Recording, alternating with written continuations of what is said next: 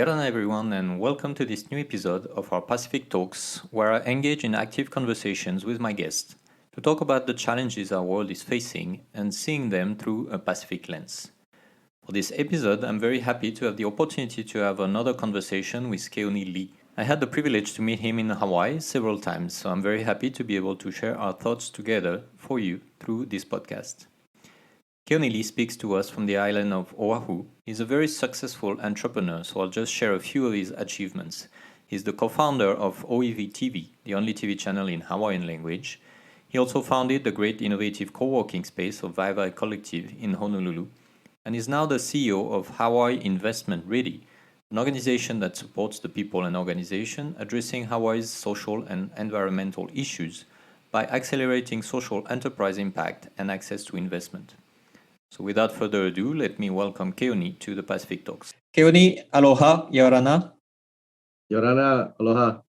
Thank you for joining us for this episode. So as I've said, you have quite successful achievements within your life journey.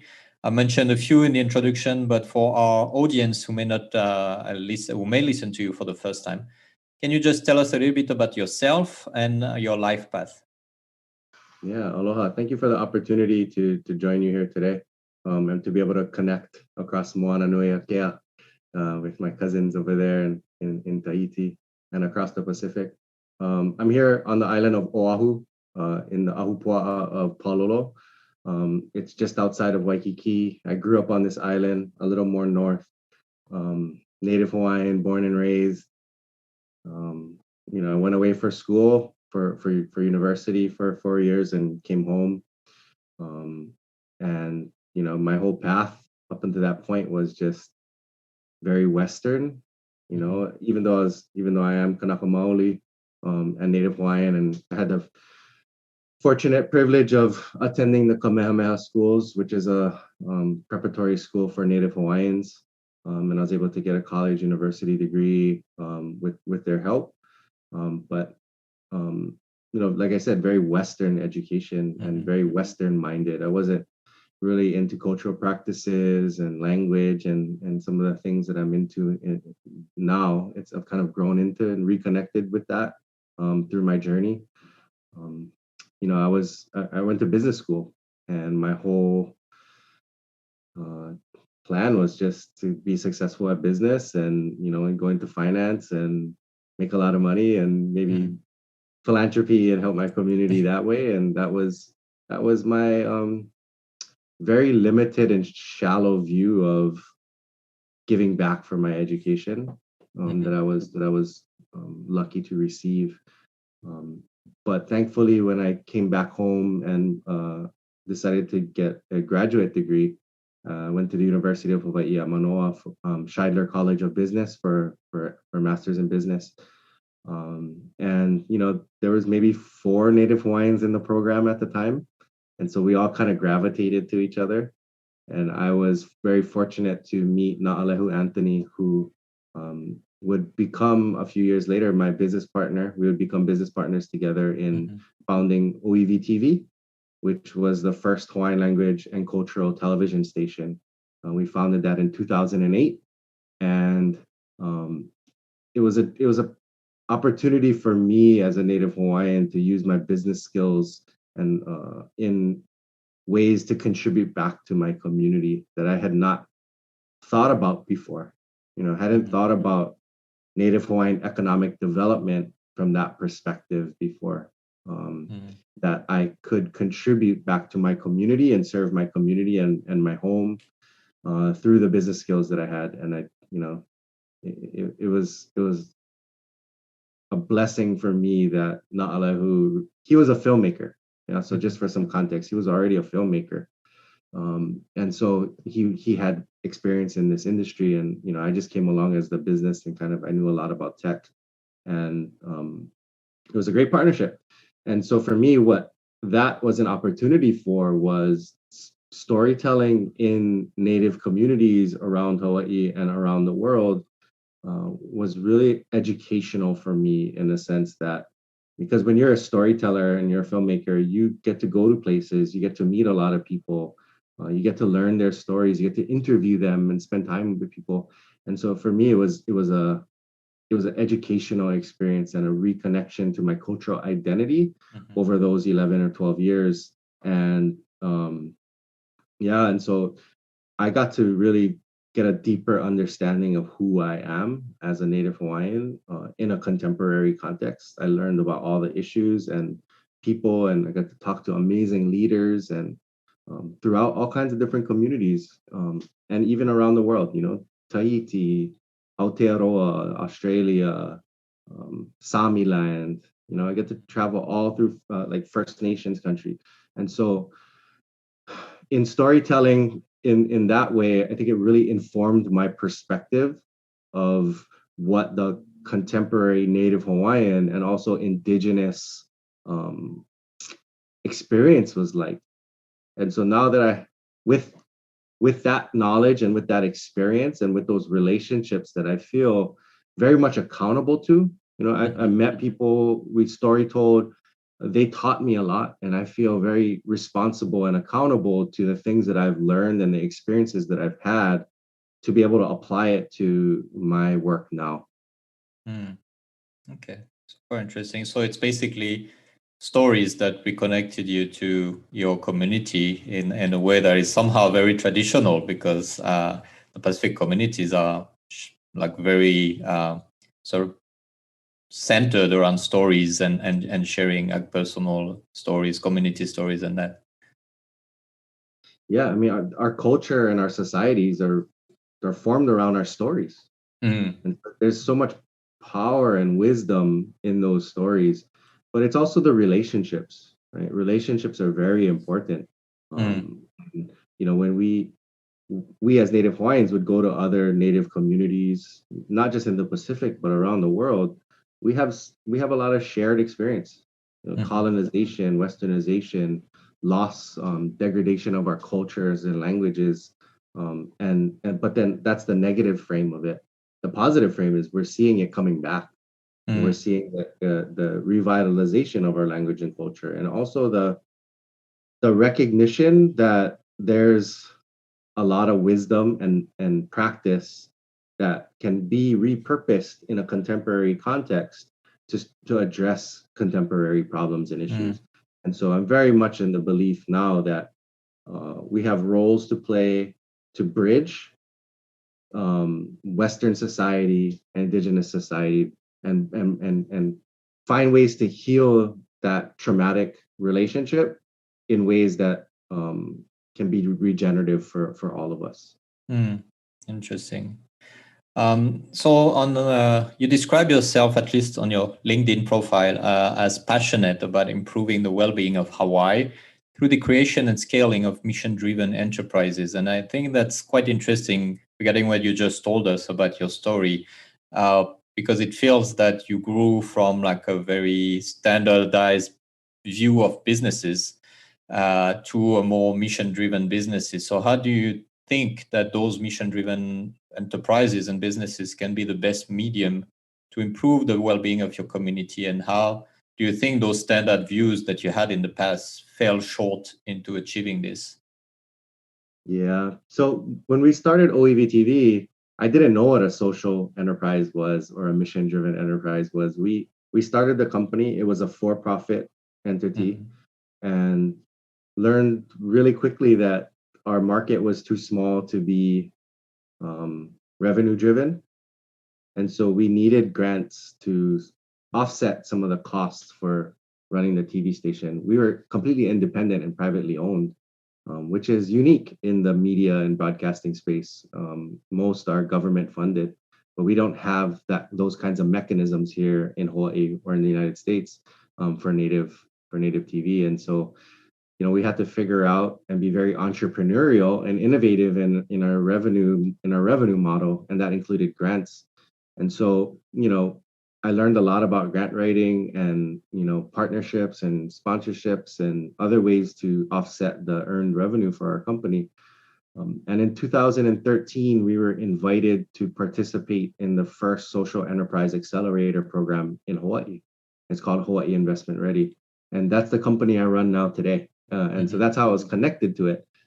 I participated in the first cohort of this accelerator, and it was the first time I learned about social enterprise, and it was the first time I learned about impact investing, and it just really excited me because for the first time, what we were doing kind of organically or just naturally with our work. We started a company not to make money. We started a company to revitalize our language and culture, to empower our community through having control of our own stories and narratives. And that was the whole purpose of the company. But we needed to make it economically viable so that it could sustain itself. And when I learned, oh, that's a social enterprise, it was like, oh, there's terms for that. Oh, there's people who support these things. I can get trained up on this. And for me, why I think it's a better way of doing business is because when profit and financial returns are your only measure of success, or are your primary measures of success, which is the case for most traditional businesses, um, a lot of bad things come out of that. The extractive capitalist system that dominates this planet right now externalizes costs for labor, for environmental destruction or degradation or extraction. It doesn't factor into their equations and their formulas for what success looks like. And when you don't factor in those costs, it gets it ends up in the balance sheet somewhere, right? But that balance sheet is our biosphere, and so and our societies, and we're seeing rapid wealth inequality gaps, particularly here in the U.S. and in Hawaii. The fact that some people have over $200 billion in wealth, and so many people around the world are living in poverty. It doesn't make sense to me, and so. When we look at mission-driven organizations and enterprises, I feel and I'm committed to scaling them because they make more sense to me as somebody who is Western trained in business, but more importantly as a Native Hawaiian, because when you have relationships and are serving others through your work, it's a more resilient business model, and we have proof of that now. When COVID hit last year in Hawaii and everything shut down in March of 2020, in April of 2020, about a month, maybe 6 weeks in, I surveyed the 51 social enterprises that had gone through Hawaii Investment Ready to see how they were doing. And the results were really powerful. Here in Hawaii, our economy is very much reliant on tourism. It's one of the primary economic drivers. So when that shut down, our economy tanked, right?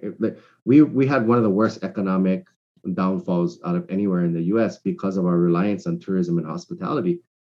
So we saw 25% unemployment, something like that is really, really high. But when I polled our enterprises, 1.4% job loss up until that point. And what that told me was, one, we're not heavily reliant on tourism, but two, because there was relationships, I would ask the numbers in the survey, but I asked for context of why that was. And what we were seeing was they felt responsible for their employees. So even though it was their number one cost expense, they tried to figure out ways to make it work to keep their employees employed. And because they had strong relationships, because they serve community, these enterprises serve community. When times got tough, the community supported them. And so this was before any of the federal stimulus came available for small businesses, right? And so nobody knew that there was going to be money to help offset some of the costs for labor to keep jobs. So this was before that. And so that was great data for us, right? We also saw that about 30%, 35% we're seeing an increase of demand and from customers. We saw another 25% that were pivoting their business models to better serve their community in COVID with the different restrictions. And only 10%, which was like two enterprises, were worried about shutting down. And that was not COVID related. So what that told me, what the survey told me, was that these social enterprises are resilient business models. And when we're looking at rebuilding our economy or transforming our economy in Hawaii in a post-COVID context, it just makes sense to me. Why would we not invest in these types of enterprises that are more resilient, that are that can handle shocks, that have relationships in community, that are serving community in ways that traditional businesses aren't? Most of the businesses that we've seen, a growth of businesses in Hawaii that are foreign owned, and foreign, I mean not Hawaii owned, and so profits leave. Right, there's a lot of economic leakage because the ownership that isn't here. And I hope we can talk about that a little later on around island economies and what we need to really be thinking about in a post-COVID context. Yeah, we'll come back to that in a moment. But I just wanted to go back to what you were saying earlier, because I think it would highlight what you just explained on taking the best of both worlds. And so from my perspective as an outsider, when I go to Hawaii, I see quite a dynamic entrepreneurial scene. You have incubators, you have startups, you have numerous businesses, and quite an active entrepreneur life.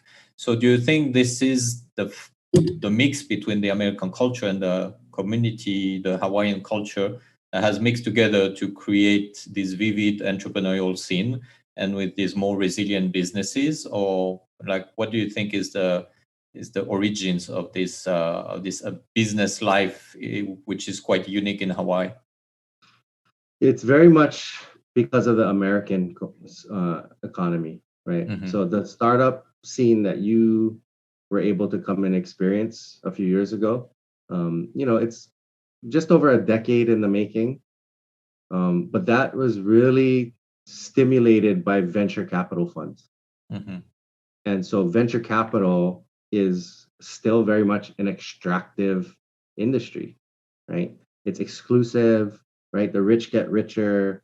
Like the kind of real value and productivity dollar for dollar, it's fake, right? Because venture is looking for the shining star or the needle in the haystack and looking for their 20x return on that one, and that kind of covers their losses on everything else. And so, while you see a robust startup and entrepreneurial system here, I see a flawed one. I see a very flawed one, and it is not native Hawaiian, right? It's very much supporting that extractive capitalist system, and it's starting to change. So, from the last time you were here a few years ago, I think it's starting to evolve, because I think there's a realization that the millions in dollars that have been injected into the startups and accelerator scene here haven't created local jobs. The companies get started here and accelerated here, but then they leave. And so all those jobs and all of that intellectual property leaves, because that's where the venture capital home is. They go to Silicon Valley. And so they were focused on tech. And my accelerator, Hawaii Investment Ready, we focus all on Hawaii-based companies. And I mean deeply rooted Hawaii companies in Hawaiian community. We're the only one that serves nonprofits in our accelerator. We very much value native Hawaiian innovation. And it's not the same as venture. It's very, very different, right? We're place-based. We're about serving community and having relationships. And scale sometimes means going deeper, not wider. And I think that's something we have to think about, right? You don't just replicate what's been done in other places because it works for them. Everything needs to be place-based, especially for those of us that live on islands. What works on the continent in the US doesn't necessarily work here, and most oftentimes doesn't, because it's different here. Like we have limited space, we have limited resources, we have very different supply chain connections to get the things that we have and we need. And I think what COVID really helped in a sense is it painfully exposed the flaws of the current system. That our dependence on outside is a threat. It's a vulnerability.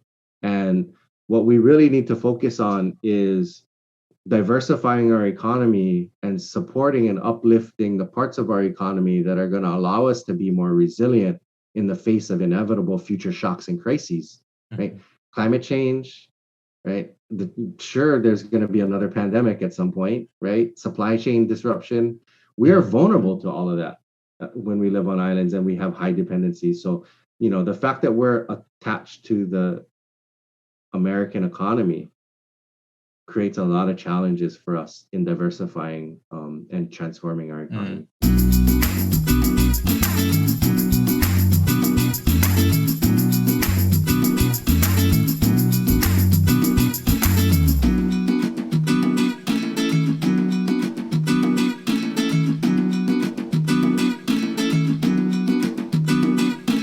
Ora Na, I'm Philippe, the host of the Pacific Talks and also the founder of Pacific Venture. If you like this podcast, you may be interested to discover our weekly newsletter, The Global Tiller. In a 5 minutes reading, we give you a new and fresh perspective on global trends and issues. From the Pacific to South Asia, discover our analysis of global challenges done from a point of view that is not one of the major centers of influence. A good way to change your approach to major topics. If you're looking for a different way to understand the news, subscribe for free at The Global Tiller. Find out more on theglobaltiller.substack.com or on pacificventure.com/newsletters. Hope to see you there.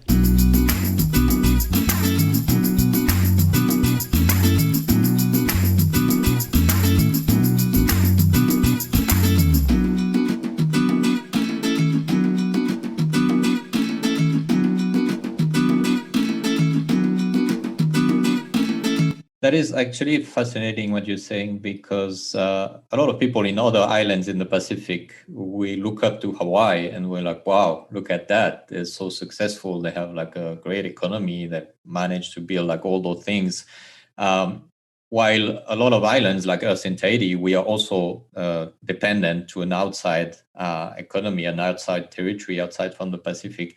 And one of the discussion I have very often with local entrepreneurs here is how can we make sure that businesses are created locally?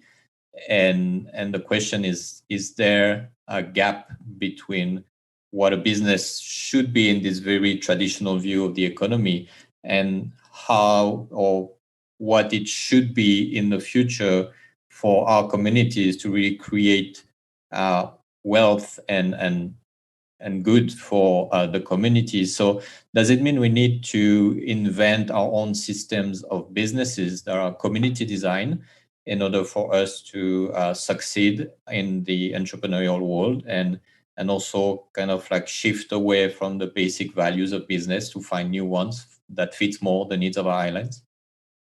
Yeah, I mean, we have to look at how do we keep our money circulating in our economy without it leaving. Right? I think one of the advantages you folks have in Tahiti is foreign ownership of land is not really allowed, right? It's it's maybe less bad than in Hawaii, I would say. Less bad than us. Less bad than us. Because foreign ownership of land has really, the other economic driver here is land speculation. And so what that does is it makes it really unaffordable for local people to live. And then you couple that with a tourism industry and hospitality industry that pays relatively low service jobs wages, and you have the recipe for a lot of struggling local families. And so from an entrepreneurial perspective and an economic development perspective, what I'm really advocating for now is local ownership. First and foremost, let's invest in local entrepreneurship and local ownership of our businesses, right? Let's get the restaurants, the food producers, the artisans, the musicians, and really make Hawaii a vibrant place to live with a local economy, so we can retain because tourism's not going to go away, right? It's not going to go away forever anytime soon. So how do we start to shift where the money is flowing in tourism and try to keep it here as much as possible. There's plenty of economic research that shows local ownership and local economy has a multiplier effect when money stays in the economy. And so we have to avoid what they call economic leakage Mhm. when money is leaving Hawaii, right? So we export $6 billion for energy, which is crazy because we have so much sun and wind and renewable energy. So there's very much a focus right now for us to figure out renewable energy. On the other side is we need to be able to eat. At any given time, we have about a week's worth of food on island, Mhm. which is crazy because we have so much sun and we can grow all the food that we have more than enough opportunity to grow a significantly Mhm. more of the food that we consume. But it's cheaper to buy from Costco and these U.S. Big box stores because they make the price cheap because they buy all of this cheap goods from around the world. And Mhm. so part of the solution to get to more local ownership and reduce economic leakage is retraining ourselves to what's really important Mhm. and really rethinking about how we're spending our money to really invest in keeping that money here in Hawaii. And that's starting to happen. I think COVID really helped us in waking people up to we need to do something differently because what we're doing right now isn't working Mhm. and it's just going to get worse if we don't start to address it. And so I've been fortunate in that context because of the experience that I have as a mission driven entrepreneur and now as a impact investor supporting mission driven entrepreneurs. We have an opportunity to share our story and share our experience with the mainstream and starting to help influence economic development policy and innovation more from that mission driven perspective, serving and local economy building, but also with me being who I am, I bring culture into the mix. Mhm. So it's a really fascinating time for here in Hawaii because there's all these forces that are at play that are kind of creating chaos, and in chaos there's opportunity. Of course, of course. Chaos always comes before order and a new system. And talking about that, I was reading recently an article in Honolulu Civil Beat that was titled "Dark Clouds Are Looming Over Hawaii, Even as the Economy Appears to Be Improving." And they were quoting Carl Bonham, who was saying, "What are we bouncing back to?" Which is a question everyone has asked at the beginning of the pandemic. But since then, we kind of like, okay, let's go back to normal. And in Hawaii, as in Tahiti, as you said, tourism is a major weight in the economy. So, what do you think should be the evolution of the tourism industry in our islands in order to allow the economy to have time to rebuild on new grounds such as agriculture and like local productions? And what could be the future of tourism in that context for our islands, and how can we maybe take more ownership of this industry as it's not the case now? So I'm in May of last year, in response to COVID, 14 Native Hawaiians, which I'm one of the co-founders and leaders for, we started an initiative called Aina Aloha Economic Futures. And so Aina Aloha means like beloved land, beloved Mhm. home. And what we did was we put forth a declaration of 4 Hawaiian values, very universal, and one of them was around ho'okipa, which means to host. And our declaration of that value stated that in order for us to be good hosts, we have to have our house in order. Mm. We have to take care of our resources. Our communities need to be healthy. It's kind of like inviting people over to your house or your home. You don't have a mess at home and host people, right? Your house needs to be clean, needs to be welcoming. And so that's one of the values that we put forth. And in this process of Aina Aloha, we did a lot of community engagement, seeking ideas and proposals from community about how we could transform our economy, what values are important to us. And so what this movement I think does to answer your question is it sets somewhat of a North Star for us that this is where we want to get to. Because Carl's quote is basically saying, we don't want to go back to the status quo, right? The status quo wasn't working. And I think generally the consensus here from the powers that be to down to community, we're all in agreement. We cannot go back to the way it was. But the reality is the status quo has an unrelenting momentum. It's deeply entrenched, it's historical, the systems are all in place. So it doesn't take a lot of energy to keep the momentum going, right? So it doesn't take a lot to keep it going. But if you want to change the status quo, you need an equally powerful opposing force, right? Because just think about like a windmill. Once you get the windmill started, it doesn't take a lot to keep it going, right? But to stop it takes a lot of force. And so Aina Aloha for us is this opposing force.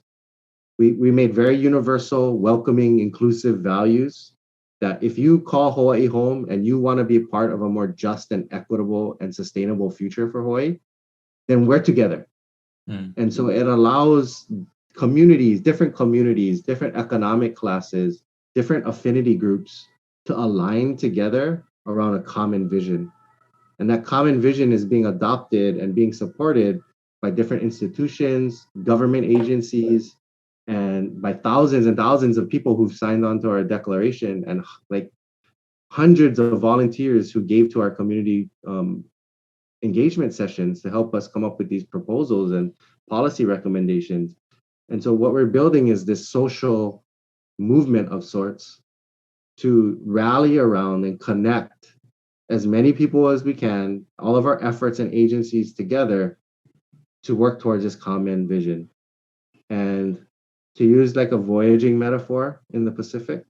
So just imagine the navigator, right? The navigator sees the island and you navigate your va'a based upon the conditions that you face along the way, right? Like you know where you need to go, but today the wind is blowing in this direction, so I got to go this way, right?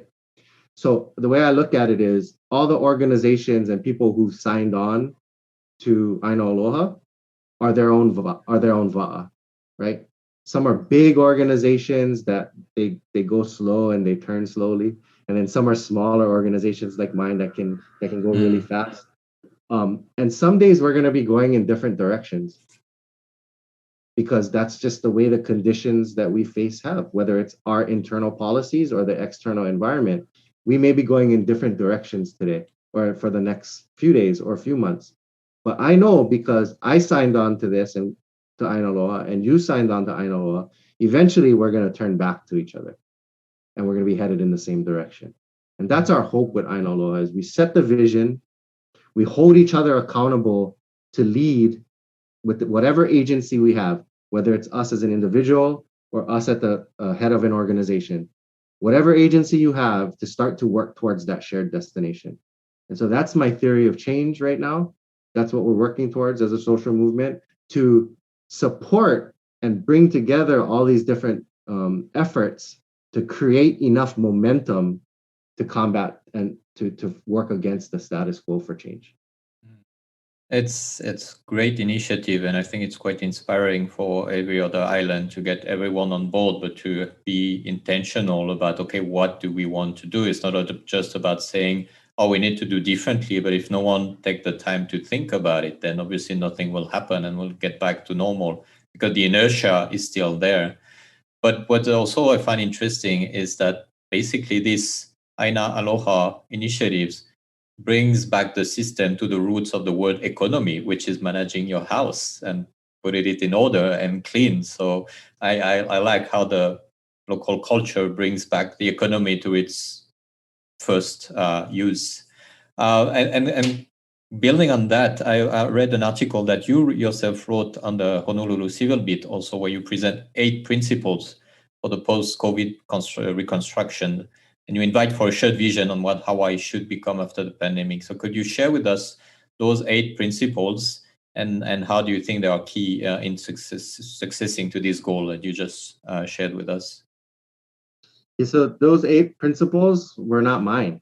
It was something that I had read from Michael Schumann, who's an economics kind of wizard, and I just applied it in a local context for us. And so there's a lot of the things that we had talked about earlier in this call around local ownership, local wealth creation, circulating money in our economy, changing who we think of as an entrepreneur. Right? It doesn't have to just be this tech kind of. So there was so much reliance on tech that it was going to save our economy, but they've been trying to get tech to be part of our economy for 15 years and they haven't worked. It hasn't worked because that works in Silicon Valley. It doesn't work in Hawaii, right? So what is it about here? What are our assets, our unique assets and our unique competitive advantage in a global marketplace? And to me, the thing that we have in the Pacific is our ancestral wisdom and practices. That's that and our natural environment.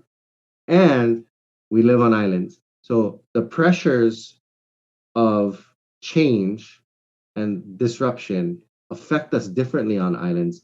We feel them more acutely and we feel them earlier because when you live on a continent, the pressures just don't get to you as fast. But because we live with finite amount of land and space, because we all live within close proximity to each other, you can't hide. You can't hide from each other when you live on islands.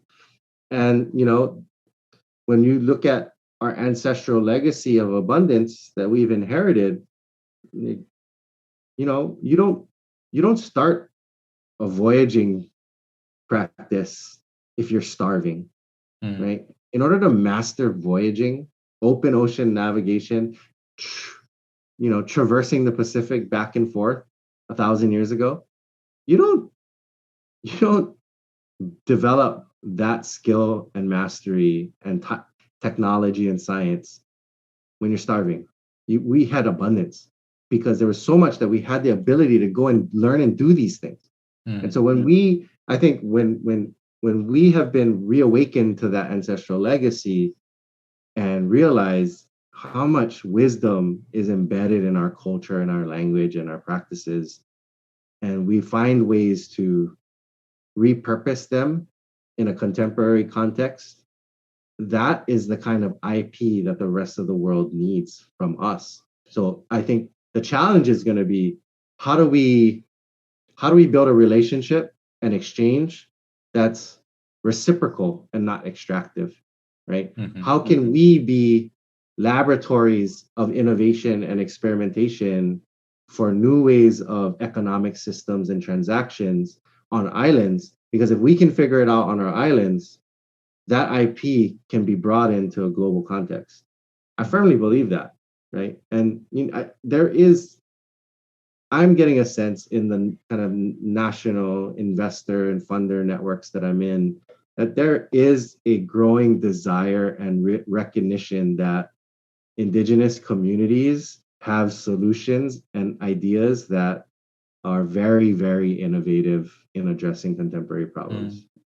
I completely agree. And it kind of made me think about this idea I was starting to think about recently on how to revise globalization, because it's not about stopping it completely, but maybe having a locally based economy according to the needs of the land and of the population and in respect with its culture, and having a globalization that shares ideas, benefits, inspiration, and techniques more than just having like one going there and taking and bringing it back home, which is not globalization. It's more of a centralization towards some center of influences. And so it's all about navigating the ideas more than navigating the people or the goods, which would probably be more beneficial in a more equal way over the world. Well, I think also when looking at tourism, right? You asked that question earlier. This is an opportunity for us to shift tourism. How do we make tourism and tourists that come here want to come here for the learning and the experience with our culture and our natural resources and that ancestral wisdom, instead of coming here for a cheap American vacation, right? We were at 10 million visitors a year in 2019. That's crazy. And and I think when we saw when there were no tourists here, it was amazing. It was the first time I surfed Waikiki in 20 years because there was no tourists. It was great. It was all locals. And so it gave us a moment to reset. And if we don't want to go back to the mass tourism model, then we have to develop different ways of creating relationships and experiences for visitors and residents here in ways that is reciprocal and regenerative, where Mm. the tourists come, to inject some money into our economy, but they come with the right mindset and attitude that they are visiting our home, right? And that they're they need to behave accordingly, not with this mindset of I paid, I'm a customer, I'm always right, you are here to serve me, Mm. right? We need to flip that, and that they're coming to be in relationship with us, which is how it was in the old days, right? I remember stories of like my grandparents and my parents when they would talk about what Waikiki was like, you know, 80 years ago, 60, 80 years ago. It's just very, very different tourist experience. Tourists would come back every single year and they would meet local families, and they would actually go to like local families would have tourists at their homes. And it was very, very different. It was about the Mm. relationships. And Yeah. so I'm always going to go back to that. It's always about the relationships. How do we make the quality of our relationships the most important factor when we look Mm. at designing systems of exchange? Interesting. All right. Instead of So, transaction, right? We're very transactional in a Western mm, economy. I want to yeah, get away from transactional and get to relational. and focus more on humans and what they can learn from each other or gain from each other instead of one taking at the expense of the other, which is very unbalanced and not sustainable on the long run. Mm-hmm. All right. So at this stage of the podcast, what I usually like to do is to get a quote out of a book that I recently read and share it with my guests, and to have great minds colliding their ideas on a specific idea. And you were just talking about the importance of ancestral knowledge, and how in the Pacific especially, but other culture, people try to perpetuate what ancestors have taught them, given them, and try to continue it for the generations to come. And in her recent book called The Optimist Telescope, writer and researcher Bina Venkataraman writes this, and I'm going to read it to you, and we're going to discuss it after. So, with an heirloom, each generation is both a steward and a user. The heirloom doesn't have to sit on the shelf untouched, in other words, but can be used by each generation as long as the use does not deplete its benefits for the next. We should treat such resources as a trust, with each generation serving as both trustees and beneficiaries, codifying our roles into laws and treaties.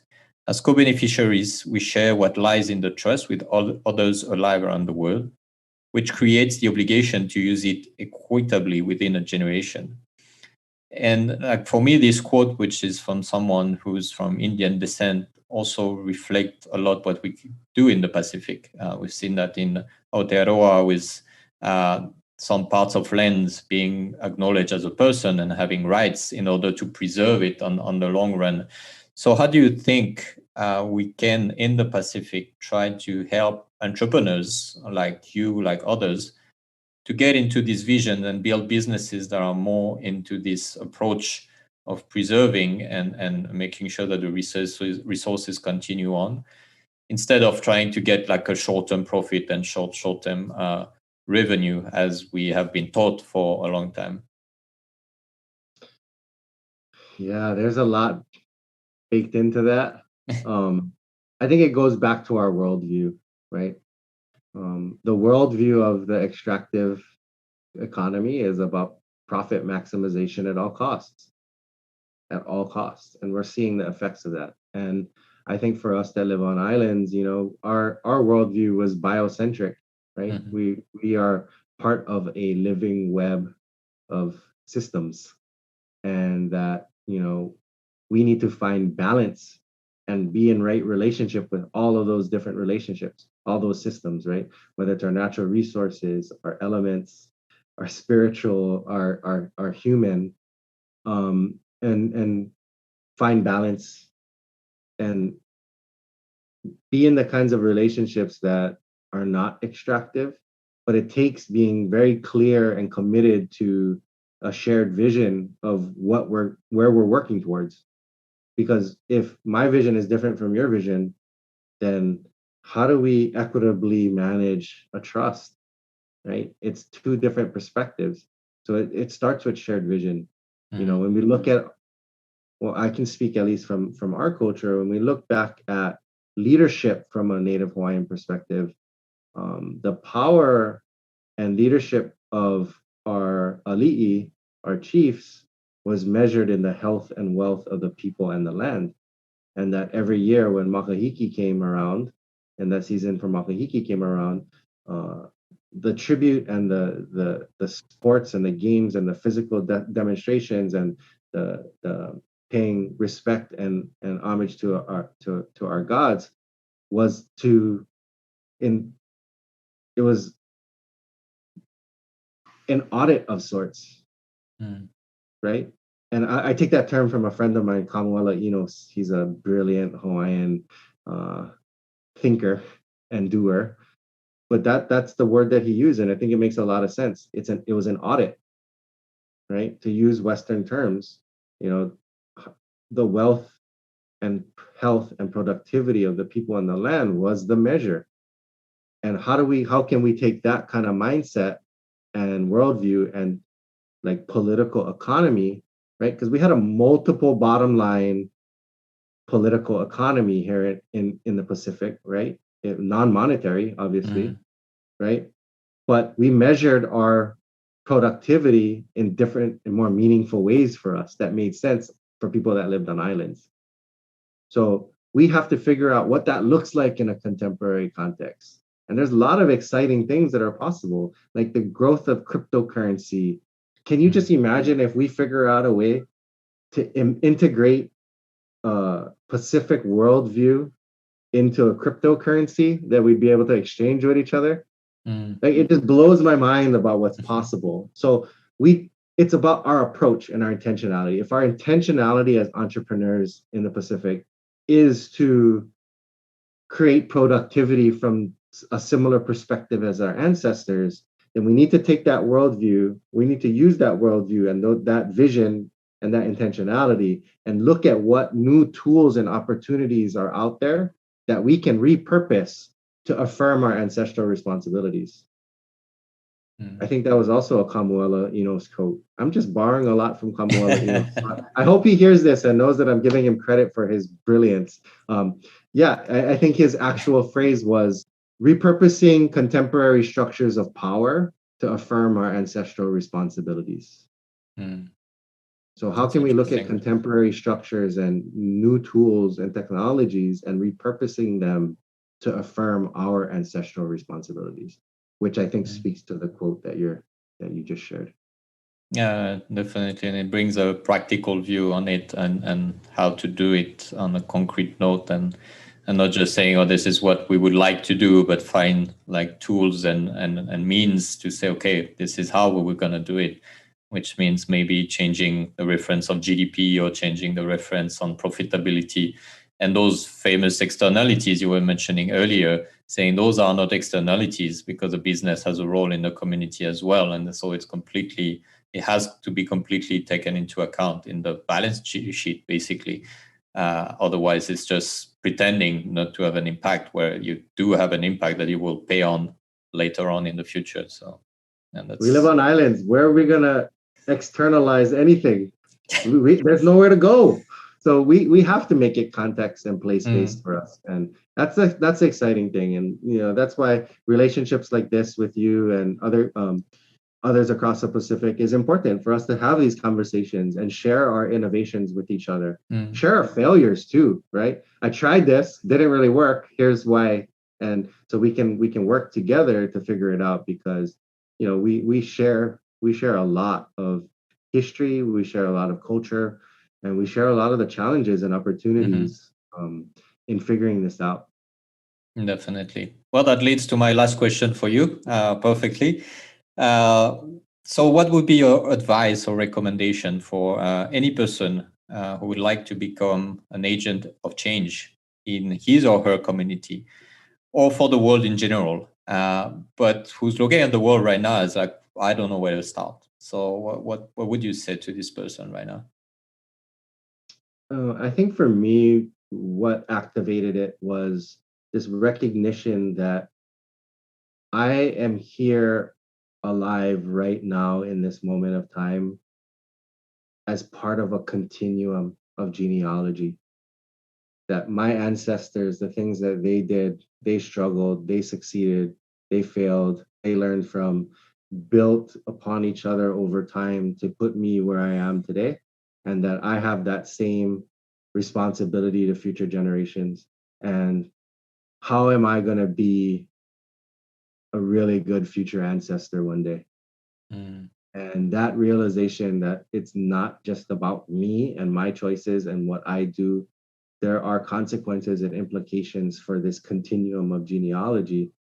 And if you can see yourself in that continuum, then you have a responsibility to build off of what came before you and steward what came before you and hand it off and make it better for those to come. Awesome. Well, that's a perfect way to end this, and inviting everyone to think about their own role and how to play in this new world that we've been thrown in after the pandemic. So there's a lot of challenges to come.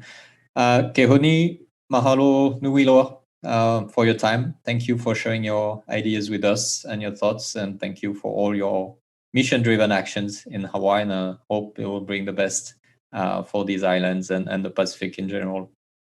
It's really good seeing you again. Thank you for this opportunity. Hope you're well. And yeah, thank you. Thank you.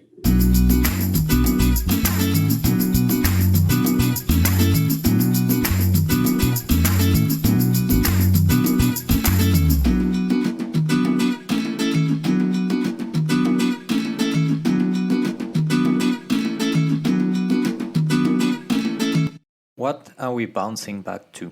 This question has been at the core of this conversation, and Keoni's vision brings a refreshing perspective on how to navigate in a new direction for our islands and for the world in general.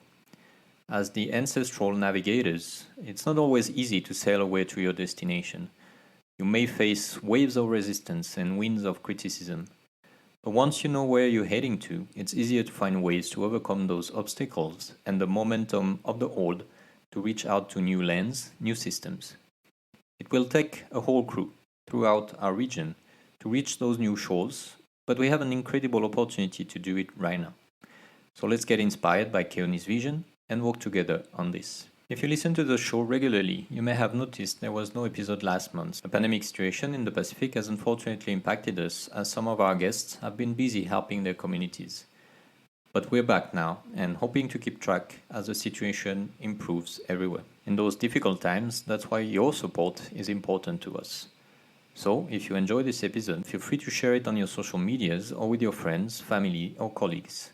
And if you listen to it on a podcast platform, feel free to leave us a review. This is very important to us as it helps us to reach out to more people. If you want to share your thoughts and ideas following this conversation with Keoni, you can reach out to us directly by email, contact@pacificventure.com, or on all our social media platforms. Until next time, with another guest, another discussion on the challenges of the Pacific, take care and see you soon.